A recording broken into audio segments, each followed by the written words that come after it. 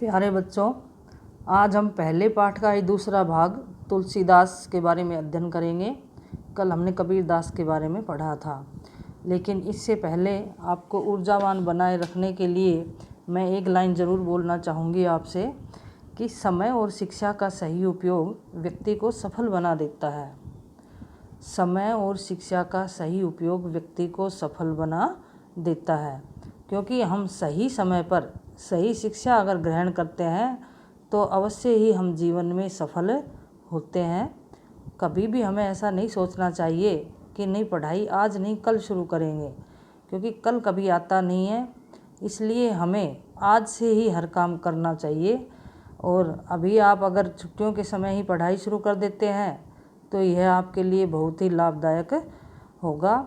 इसी के साथ हम अपना अगला पाठ तुलसीदास शुरू करेंगे। तुलसीदास पाठ बहुत ही इम्पोर्टेंट है और इसमें क्या है कि ये एक महान कवि है और जो पहला ही पाठ है इसमें इनके नीति से संबंधित दोहे सबके दिए गए हैं। तो शुरू करते हैं। पहले तुलसीदास का जीवन परिचय। तुलसीदास का जन्म 1532 ईस्वी में और मृत्यु सन 1623 ईस्वी में हुई थी। उत्तर प्रदेश के बांदा जिले के राजापुर गांव में जन्मे तुलसीदास का बचपन अत्यंत कठिनाइयों में बीता। कष्टों के दौर से गुजरकर उन्होंने गुरु नरहरयानंद या नरहरिनंद भी बोलते हैं, वह से सनातन से शिक्षा ग्रहण की। वे अपनी पत्नी रत्नावली से अति स्नेह रखते थे, लेकिन एक दिन रत्नावली द्वारा उत्प्रेरित किए जाने पर उनके हृदय में राम प्रेम जागृत हो गया और वे अपना घर परिवार छोड़ करके निकल गए। तुलसीदास ने अवधी तथा ब्रज भाषा में कई ग्रंथों की रचना की है। रामचरितमानस उनकी कीर्ति का आधार स्तंभ है। अन्य प्रसिद्ध ग्रंथों में विनय पत्रिका, कवितावली, दोहावली, गीतावली, कृष्ण गीतावली, भैरव रामायण तथा रामलला नैच्छू प्रमुख रचनाएं हैं इनकी। तुलसी के काव्य में समन्वय की भावना सर्वोपरि है। उन्होंने अपनी रचनाओं के माध्यम से आदर्श समाज की जो कल्पना प्रस्तुत की है वह कभी अप्रासंगिक नहीं हो सकती। तुलसी का काव्य भारतीय समाज का आदर्श और पथ प्रदर्शक है और रहेगा। इसी के साथ, क्योंकि इसमें काफ़ी सारी तुलसी का जो परिचय है हमें काफ़ी कुछ ज़्यादा लिखना पड़ता है 12वीं क्लास में, और विशेष रूप से हम साहित्य के भी विद्यार्थी हैं साथ में, तो हमें और भी जानकारी होनी चाहिए तुलसीदास के बारे में। तो मैं आपको बताती हूँ बच्चों, ध्यान से सुने और चाहे तो आप कॉपी में नोट करते चलें। फिर से एक बार मोटे मोटे परिचय में आपको बता देती हूँ। तुलसीदास का जन्म 1532 ईस्वी राजापुर गांव में हुआ। अगर विक्रम संवत की बात करें तो 1589 विक्रम संवत में 1589 विक्रम संवत में इनका जन्म और मृत्यु 1623 ईस्वी में, यानी कि संवत 1680 में इनकी मृत्यु हुई। इनके बारे में एक दोहा भी है मृत्यु के संदर्भ में। संवत 1680 80 गंग के तीर, श्रावण शुक्ला सप्तमी, तुलसी तजो शरीर, है ना। ये इनकी मृत्यु के लिए एक दोहा आता है जिसके बारे में, यानी कि इस दोहे को आधार मानकर ही कहा गया है कि संवत 1680 में तुलसीदास जी की मृत्यु हुई थी। इनके पिता का नाम आत्माराम दुबे और माता का नाम हुलसी था। इनकी भक्ति भावना दास्य भाव की थी। राम के दास के रूप में इन्होंने अपनी भक्ति की है। इनके बचपन का नाम राम बोला था और लगभग 7 वर्ष की अवस्था में बाबा नरहरिदास से इनका संपर्क हुआ, क्योंकि हमें पता है कि इनके ये अभुक्तमूल नक्षत्र में पैदा हुए थे और उसी कारण से इन्हें जन्म होते ही त्याग दिया गया था और मुनिया नामक दासी को इन्हें दे दिया गया था। मुनिया नामक दासी ने इन्हें 7 वर्ष की अवस्था तक पाला। जब वो मृत्यु को प्राप्त हो गई तो नरहरिदास के संपर्क में ये आए और उन्हीं से इन्होंने रामायण की कथा भी सुनी थी। आगे चलकर जब थोड़े बड़े हुए तो बाबा नरहरिदास ही इनको शेष सनातन गुरु के पास लेकर गए। वहाँ पर इन्होंने वेद, वेदांग, दर्शन, इतिहास, पुराण आदि विषयों की शिक्षा प्राप्त की और श्रेष्ठ विद्वान बनकर वहाँ से निकले। पत्नी का नाम रत्नावली था। और इन्होंने 12 ग्रंथों की रचनाएं, यानी कि अलग अलग विद्वानों की अलग अलग विचार हैं। कई लोग इनके कितने ही ग्रंथ मानते हैं, कोई कितने ही मानते हैं, लेकिन सर्वाधिक मत जो है वो 12 रचनाओं के संदर्भ में है कि इन्होंने 12 रचनाएं की है, जिसमें से 5 बड़े ग्रंथ हैं और 7 छोटे ग्रंथ हैं। नाभादास ने इनको कलयुग का वाल्मीकि कहा है। और इनके जो ग्रंथ हैं, जो रचनाएं हैं, वो अवधी भाषा में लिखी गई है और ब्रज भाषा में भी लिखी गई है। ब्रज भाषा में इनकी 3 रचनाएं उपलब्ध होती है, गीतावली, कवितावली और दोहावली। कौन कौन सी रचनाएं? गीतावली, कवितावली और दोहावली। जो 3 रचनाएं हैं वो ब्रज भाषा में है, शेष इनकी सभी रचनाएं अवधी भाषा में लिखी गई है। इतना कुछ मोटी मोटी चीज़ें ये याद कर लेंगे तो ये परिचय लिखने में सही रहेगा। इससे आगे हम अब इनके तुलसीदास के दोहों के बारे में, दोहे से पहले थोड़ा पाठ परिचय भी इसमें दे रखा है, वो देख लेते हैं। पुस्तक में संग्रहित तुलसीदास के दोहे मानवता की सीख देते हैं। काम क्रोध आदि दुर्गुणों से दूर रहना चाहिए। मानव जीवन की सार्थकता परमार्थ में है, दूसरों की सेवा करने में है। मनुष्य अच्छी संगत से अच्छा व बुरी संगत से बुरा बन जाता है। सबसे हिल मिलकर चलना चाहिए। वक्त प्रतिकूल हो तो मौन रहना श्रेयस्कर है। जब बुरा समय हो तो उस समय चुप रहना ज़्यादा अच्छा होता है। बुरे समय में धीरज, धर्म, विवेक, साहित्य, साहस, सत्यव्रत व परमात्मा में भरोसा रखना चाहिए। ये सभी दोहों का सार रूप में दिया गया पाठ परिचय है। अभी देखते हैं पहला दोहा तुलसीदास का। काम क्रोध मद लोभ रत ग्राहासक्त दुख रूप, ते किमि जानहि रघुपति ही मूड परे भवकूप। काम क्रोध मद लोभ रत ग्राहासक्त दुख रूप, ते किमि जानहि रघुपति ही मूड परे भवकूप। तो इसमें मद का अर्थ क्या है? काम, क्रोध, मद, लोभ और रत, ग्राहासक्त दुख रूप। इसमें गोस्वामी तुलसीदास ने बताया गया है कि जो लोग काम, क्रोध, अहंकार, लोभ आदि दुर्गुणों में डूबे रहते हैं, जो लोग काम, क्रोध, अहंकार, लोभ आदि दुर्गुणों में डूबे रहते हैं और ग्रहासक्त अर्थात ग्रह में आसक्त रहते हैं, या पत्नी सुख भी कह सकते हैं, पत्नी सुख में आसक्त रहते हैं, वे दुखी जीवन भोगते हैं। ग्रासक्त दुख रूप, वे दुखी जीवन भोगते हैं। ते किमि जानहि रघुपति ही मूढ़ भरे बहुकूप। मूढ़ का अर्थ मूर्ख होता है, बहुकूप संसार रूपी कुआं, और यहाँ पर संसार रूपी कुआं यानी कि रूपक अलंकार भी बहुकूप शब्द में आ जाता है। तो वे जीवन का दुख भोगते। ते किमि जानहि रघुपति, ऐसे मूढ़ लोग जो सांसारिक दुर्गुणों में फंसे रहते हैं, ऐसे मूढ़ लोग संसार रूपी कुएं में पड़कर प्रभु श्री राम की भक्ति महिमा से या भक्ति भावना से अपरिचित रहते हैं। यानी कि ऐसे लोग जो ग्रासक्त में फंसे हुए हैं, जिनमें काम, क्रोध, मद, लोभ, अहंकार सारी दुर्गुण उसमें समाये हुए हैं, वे श्री रामचंद्र जी को कैसे जान सकते हैं, क्योंकि वे तो इस संसार रूपी कुएं में ही पड़े हुए हैं। इस प्रकार से यहाँ पर तुलसीदास जी ने सांसारिक विषय वासनाओं में फंसे लोगों के ऊपर व्यंग्यात्मक रूप से कहा कि जो सांसारिक विषय वासनाओं में फंसे हुए लोग हैं, वे कभी भी श्री रामचंद्र जी की भक्ति नहीं कर सकते और उनको नहीं पहचान सकते। दूसरा देखते हैं। कहीबे कह रसना रची, सुनीबे कह की कान, धरीबे कह चित हित सहित, परमार्थ ही सुजान। कहीबे कह रसना रची, सुनीबे कह किए कान, धरीबे कह चित हित सहित, परमार्थ ही सुजान। रसना का अर्थ जीभ होता है और कान का तो कान ही होगा। तो इसमें गोस्वामी तुलसीदास जी ने कहा है कि यानी कि यहाँ पर मूल रूप से परमार्थ शब्द बड़ा, परमार्थ का तो परमात्म ज्ञान या लोक हित है ना, परमात्मा का ज्ञान होना और लोक हित होना। तो इसमें तुलसीदास जी ने कहा है कि ईश्वर ने हमारे शरीर में कहने के लिए जीभ दी है, यानी कि हम कुछ भी कहे तो हम अपनी जीभ के माध्यम से कहते हैं, और सुनने के लिए कान दिए हैं।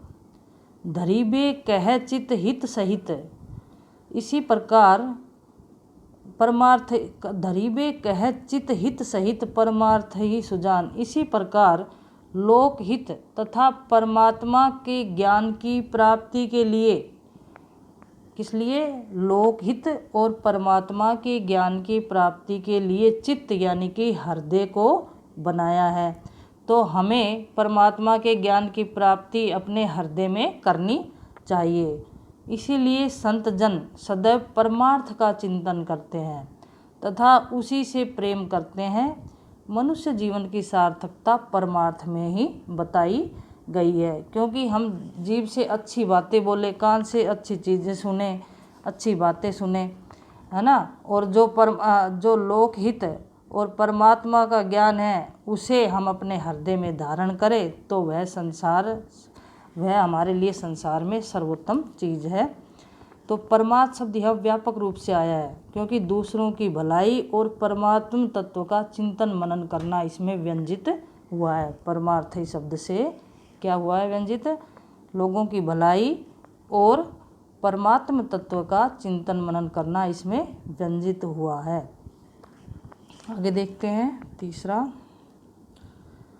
तुलसी भलो सुसंगते, पोच कुसंगति सोई, नाऊ किन्नरी तीर असी, लोक बिलोकहु लोई। तुलसी भलो सुसंगते, पोच कुसंगति सोई, नाऊ किन्नरी तीर असी, लोह बिलोकहु लोई। पोच का अर्थ बुरा होता है, सुसंग का अर्थ अच्छी संगत, कुसंगति यानी कि बुरी संगत, और पोच का अर्थ क्या होता है? बुरा। तो इसमें तुलसीदास जी ने कहा है, यानी कि इसमें संगति का प्रभाव बताया गया है कि हम जैसी संगति में रहते हैं वैसा ही हम पर प्रभाव पड़ता है। तुलसीदास जी ने कहा है कि मनुष्य अच्छी संगति में रहने पर उसमें सद्गुणों का विकास होता है। जब मनुष्य अच्छी संगति में, सुसंग अच्छी संगति में रहता है तो उसमें सद्गुणों का विकास होता है और मनुष्य श्रेष्ठ बनता है। वही पोच कुसंगति होई, और वही मनुष्य बुरी संगति में रहने से दुष्ट या बुरा व्यक्ति बनता है। पोच का अर्थ दुष्ट या बुरा, और वही व्यक्ति जब बुरी संगति में रहता है तो वह बुरा व्यक्ति कहलाता है या बनता है। फिर उदाहरण दिया है, नाऊ किन्नरी तीर असी, लोह बिलोकहु लोई। बिलोकहु का अर्थ देखना, लोहो का अर्थ लोहा। नाऊ किन्नरी, नाव का अर्थ तो नाव हो गया, नाऊ यानी कि नाव, और किन्नरी का अर्थ वीणा। किन्नरी का अर्थ क्या होता है? वीणा। तो इसमें बताया, और एक इनका अर्थ और देख लें। तीर का अर्थ होता है बाण, और असी का अर्थ क्या होता है? तलवार होता है। चार चीज़ें इसमें बताया गया, नाव, वीणा, बाण और तलवार। तो इसमें जिस प्रकार लोहे का प्रयोग नाव और किन्नरी यानी कि वीणा बनाने में किया जाता है तो अच्छा लगता है, जैसे लोहे का प्रयोग नाव और वीणा बनाने में किया जाता है तो अच्छा लगता है। मूल तत्व तो लोहा ही है, लेकिन वही लोहा जब बाण और तलवार बनाने में किया जाता है, तीर और असी बाण और तलवार बनाने में किया जाता है, तो हानिकारक होने के कारण लोहे की प्रशंसा नहीं की जाती। यानी कि लोहे के ही अलग अलग स्वरूप बताए हैं। इसी प्रकार से मनुष्य भी जब अच्छी संगति में रहता है तो उसे अच्छा कहते हैं, और जब बुरी संगति में रहता है तो सब कोई उसे बुरा ही कहते हैं। इस प्रकार से संगति का प्रभाव इस दोहे में बताया गया है। आगे देखिए, चौथा पढ़ते हैं। राम कृपा तुलसी सुलभ, गंग सुसंग समान, जो जल परे सो जन मिले, कीजे आपू समान। राम कृपा तुलसी सुलभ, गंग सुसंग समान, जो जल परे जो जन मिले, कीजे आपू समान। सुलभ का अर्थ आसानी से प्राप्त होने वाला, सुलभ का अर्थ आसानी से प्राप्त होना, सुसंग अच्छी संगति, सुसंगति है ना। आपू, आपू का अर्थ अपने, यानी कि इसमें सुसंगति का प्रभाव और प्रभु भक्ति का महत्व बताया गया है। तुलसीदास कहते हैं कि प्रभु राम की कृपा से गंगा के समान सुसंगति आसानी से मिल सकती है। प्रभु श्री रामचंद्र जी ने क्या कहा?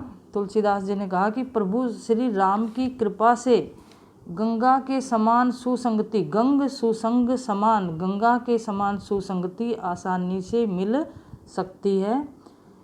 गंगा में जो भी जल मिलता है, जो जल परे जो जन मिले, गंगा में जो भी जल मिलता है गंगा उसे अपने समान पवित्र बना देती है। अर्थात गंगा में चाहे कितनी ही नदियाँ आकर मिलो, लेकिन जब गंगा में मिल जाती है तो वो पवित्र नदी गंगा ही कहलाती है। यानी कि अपनी संगत का प्रभाव अन्य नदियों पर भी डाल दिया जाता है। उसी प्रकार सुसंगति में जो भी जन आता है, जो जन मिले सुसंगति में, यानी कि अच्छी संगति में अगर कोई बुरा व्यक्ति भी आ जाता है तो वह उस पर भी अच्छा प्रभाव पड़ने लग जाता है और बाद में उसमें भी सद्गुणों का विकास हो जाता है।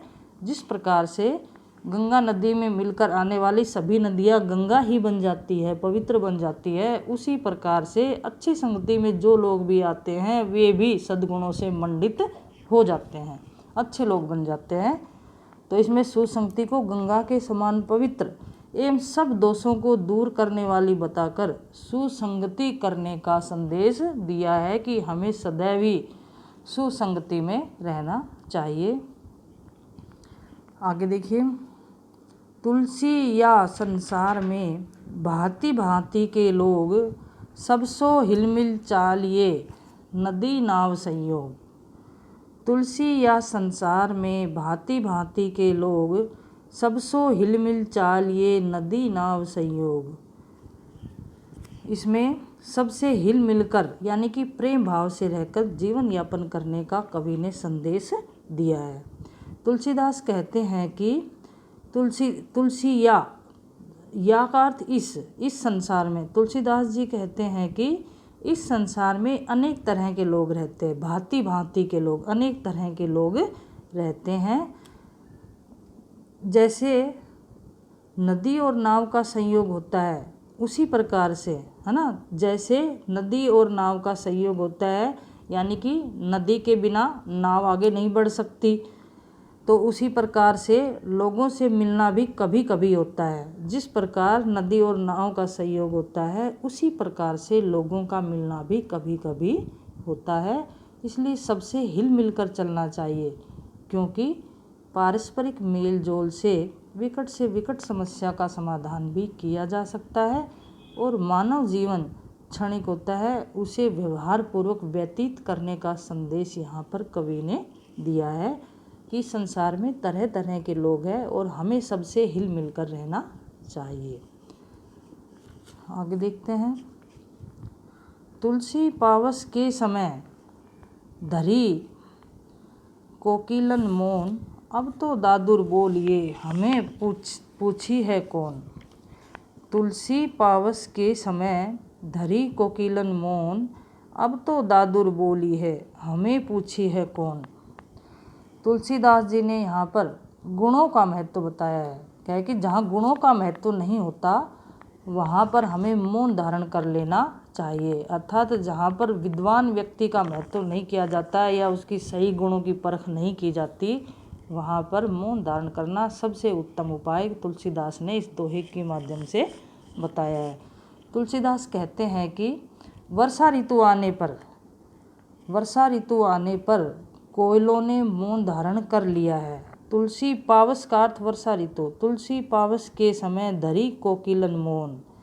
तुलसीदास जी कहते हैं कि वर्षा ऋतु के समय कोयल ने मौन धारण कर लिया है, अब तो दादुर बोली है हमें पूछे ही कौन। क्योंकि कोयल सोच रही है कि अब तो मेंढक के बोलने का समय, दादुर का अर्थ मेंढक, अब तो मेंढक के बोलने का समय आ गया है, अब हमें कौन पूछने वाला है या हमें कौन पूछेगा।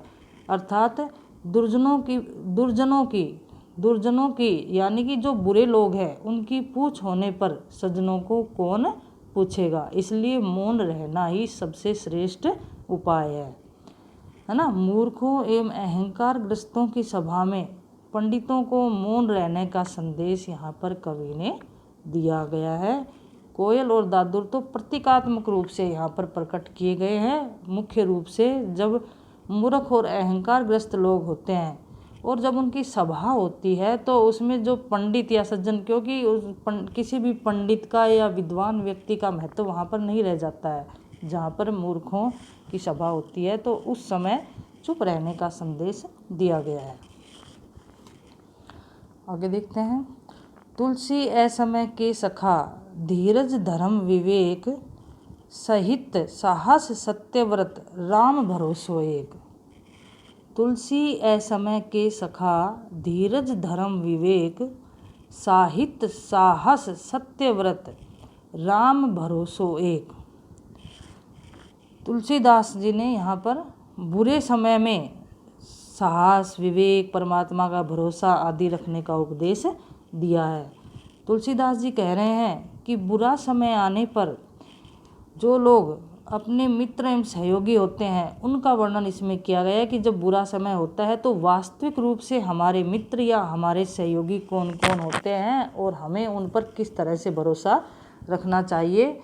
तो इसमें कहा है कि धीरज, तुलसीदास जी कहते हैं कि जब हमारा बुरा समय आता है तो हमें धीरज यानी कि धैर्य, धर्म, विवेक, साहित्य का अर्थ साहित्य, साहित्य का अर्थ हित के सहित भी होता है, इसका अर्थ साहित्य हित के सहित, और यहाँ पर इसी तरह श्लेष अलंकार भी आ जाता है और साहित्य भी इसका अर्थ होता है। तो साहित्य, साहस, सत्यव्रत और राम भरोसो एक। राम भरोसो का अर्थ परमात्मा का भरोसा।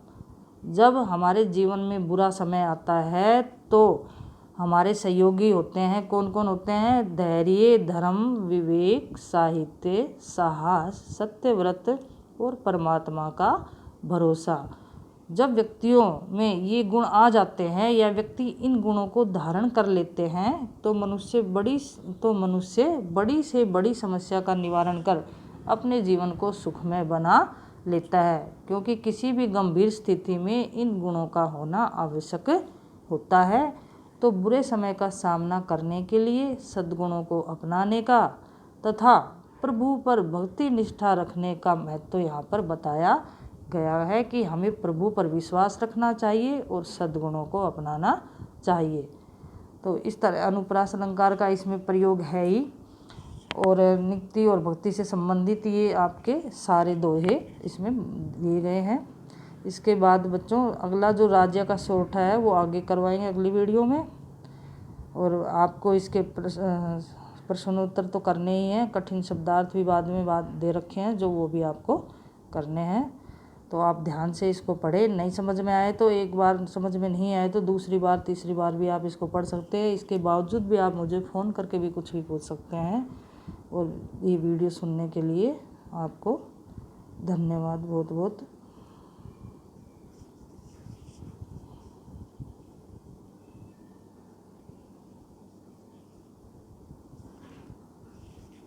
प्यारे बच्चों, आज हम क्लास 12 किरु यानी कि माता का नाम, ये हमें किरु यानी कि जन्म से कहा।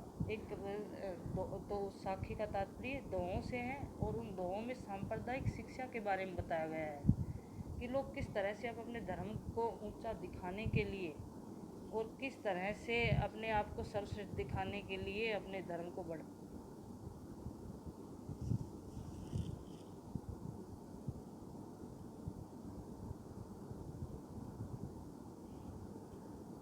हेलो बच्चों, गुड मॉर्निंग। आज हम अपनी पढ़ाई की श्रृंखला में तीसरा पाठ शुरू कर